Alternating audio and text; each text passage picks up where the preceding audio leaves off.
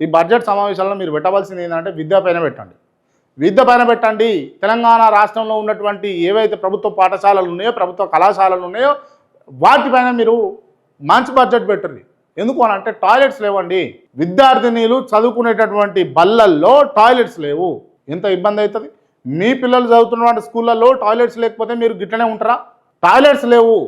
వాళ్ళకు స్పష్టమైనటువంటి నాణ్యమైనటువంటి విద్యను అందించడానికి కావాల్సినటువంటి వసతులు లేవు. చెట్టు కింద కూర్చోవాలి, ఆ ఇల్లు కూలుతుందా లేకపోతే ఆ బడి కూలుతుందా అని చూడాలి.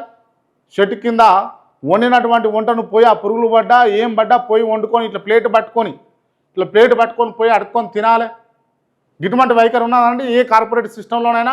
ఎందుకండి ఈ పేదలు చదివేటటువంటి బళ్ళల్లా, ఈ నిమ్నస్థాయి వర్గాలు చదివేటటువంటి బళ్ళల్లా, లేకపోతే ఈ ఎస్సీ ఎస్టీ బీసీ వర్గాలు చదివేటటువంటి బళ్ళల్లా ఎందుకు ఇంత వివక్షత? అంటే వాళ్ళకి చదువొద్దా? వాళ్ళు చదువుకోవద్దా? వాళ్ళు ఉద్యోగాలు చేయొద్దా? వాళ్ళు ఎదగొద్దా? వాళ్ళు రాజకీయంగా రావద్దా? అంటే రావద్దని చేస్తున్నట్టుగా ఉంది. దయచేసి గత ప్రభుత్వం చేసినటువంటి అంశాలను కనుక దృష్టిలో పెట్టుకునే కదా మీకు ఇవాళ ఓట్లేసి తెలంగాణ ప్రజలు గెలిపించింది. సో ఖచ్చితంగా మీరు విద్య పైన ఖచ్చితంగా బడ్జెట్ వెచ్చించాల్సిందే.